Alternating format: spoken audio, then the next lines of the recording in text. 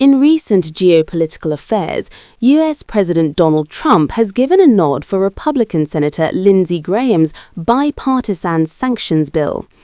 In a post on X, Lindsey Graham confirmed that Trump has approved to move forward with the bill, saying, "This bill will allow President Trump to punish those countries who buy cheap Russian oil fueling Putin's war machine. This bill would give President Trump tremendous leverage against countries like China, India, and Brazil to incentivize them to stop buying the cheap Russian oil that provides the financing for Putin's bloodbath against Ukraine. I look forward to a strong bipartisan vote, hopefully as early as next week."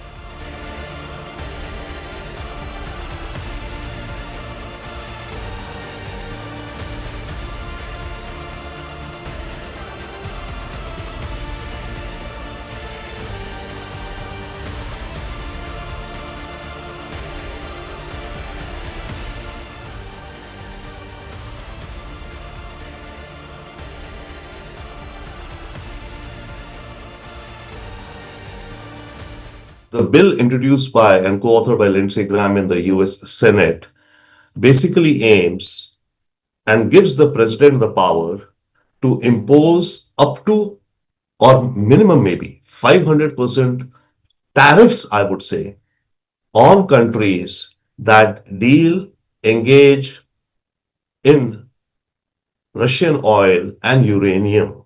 That is, companies who buy Russian oil or uranium would be penalized up to or more than even 500% tariffs.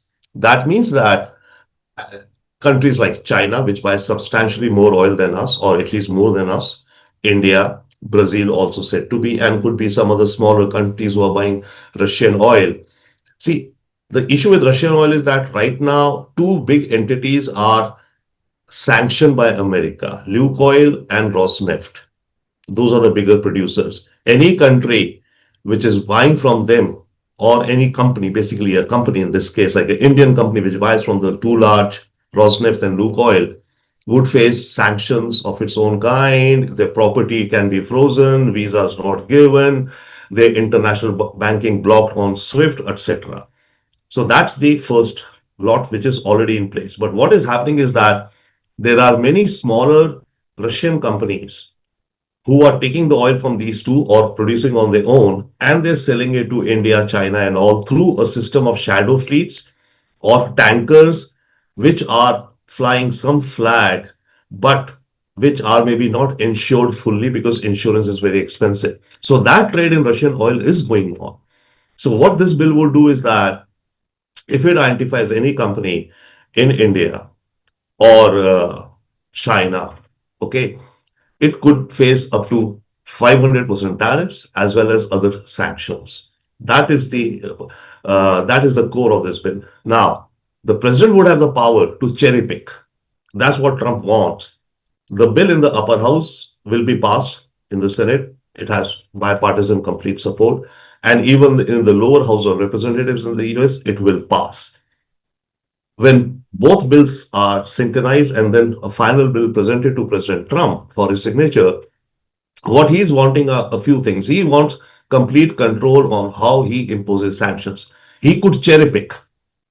Okay, for example, sanctions on India more, or Indian companies more. Okay, and tariffs on India also more, or on Brazil, or on China. And I think he will want a flexibility that he could impose 100% or 200 or 300 or 400 or 500 or whatever number he wants. He would want that flexibility, one. And second, he would want the flexibility as to on which entities or individuals or countries to impose these penalties upon.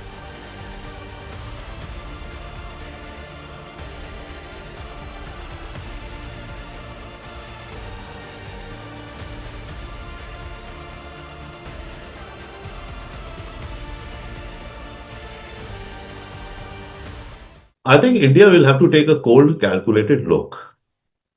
Last year in 24, I think we saved maybe around $10 billion, $8 to $10 billion on the Russian oil that we purchased.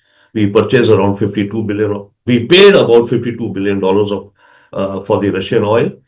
And if we had purchased the same volume in open markets, maybe we would have ended up paying 62 billion or so. So effectively, we saved around $8 to $10 billion a year by buying this oil. Now, if you compare it to the sanctions or the tariffs which India will face and which India is already facing, the economic loss for India because of these tariffs and sanctions is going to be substantial, very substantial. So, from a pure economic point of view, it will make absolutely no sense to continue buying Russian oil. If we do that, it will be detrimental to our economic interest. Clearly, our national interest, you could say, right? Our exports will suffer.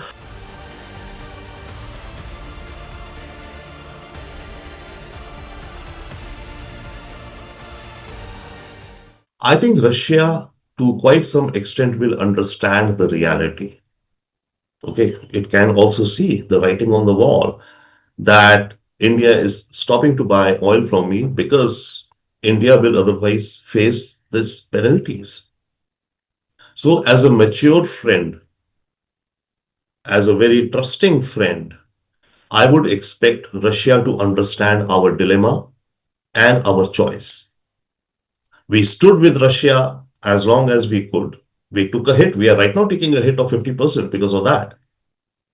Okay. But when the penalties will become such stupendous, then the decision that we take to not purchase from Russia, I think Russia will very well understand that is a reality. So our relations will remain stable, good. Russia, India are already trying to figure out other ways of cooperation. But the problem will be that right now it's only oil and uranium linked, trade and business. So there are other areas with Russia where we should expand our cooperation, be it agriculture or foods, be it engineering. You see, the Russian market does not have any, all Western companies moved out. So right now the Russian market is being completely serviced by the Chinese. The entire automotive market, everything is coming from China. Russia also wants to diversify. It does not want to have all its eggs in the Chinese basket or bucket. We need to bump up our trade with Russia. We have a target. Just a month ago when Putin came, the bilateral target was set at $100 billion. I completely disagree with that. It was said, and it is said that, this year our trade was around 60 billion. So by 2030, we should aim to make 100 billion. Out of the 60 billion that we have currently, 52 or 55 was only oil. So other sector trade was only 5, 6, $7 billion.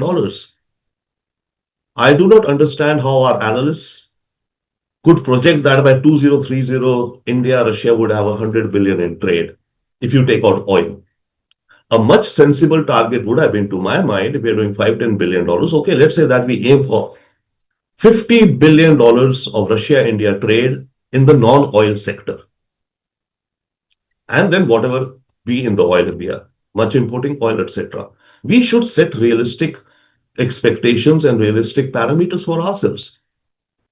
That said, we must aggressively move to build more relations, economic we are talking right now, technology transfer. Russia has some great technologies, okay, very advanced technologies. We need to take the initiative more, and even Russia should take more initiative.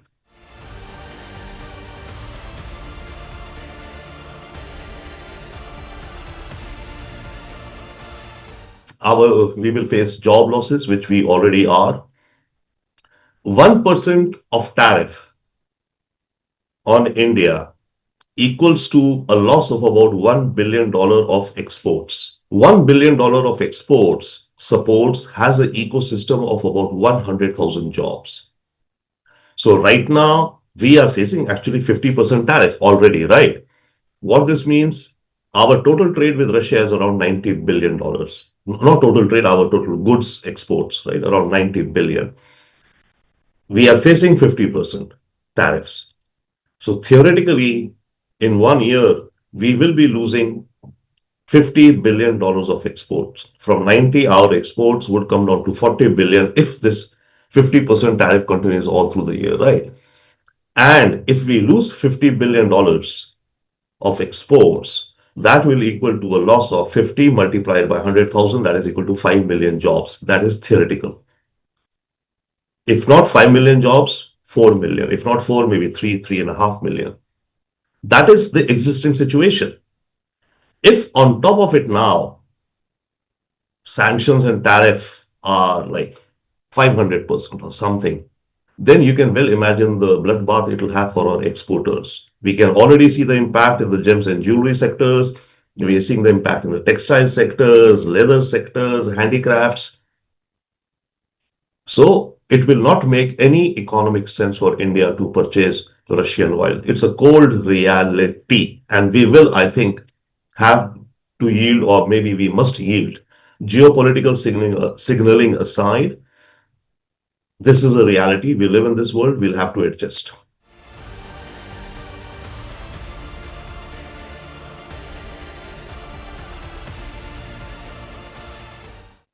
You will lose your job and then everything associated with it. What we were talking about, the numbers of jobs. See, bottom line is that if exports suffer, the company in India does not need to have those many employees it has. A garments firm, let's say, has 100 employees, small, medium companies, 100 employees. If its orders cannot be placed, if it cannot be selling, it will lay off all its workers, or large percentage of its workers, mid-level managers, and then even senior managers. Jobs will face an axe, right? Whichever sector it be. So once you lose a job, it then goes into everything. Your rent, your housing, your travel, whatever. You dip into your savings, whatever. Okay, you look around for more jobs, another job, but then the jobs are not there, will be reducing. So it'll be a very painful time for, let's say, workers of any age or professionals, uh, especially in some sectors more. In some less, automotive will suffer. In some sectors, engineering would suffer. So that would be the impact.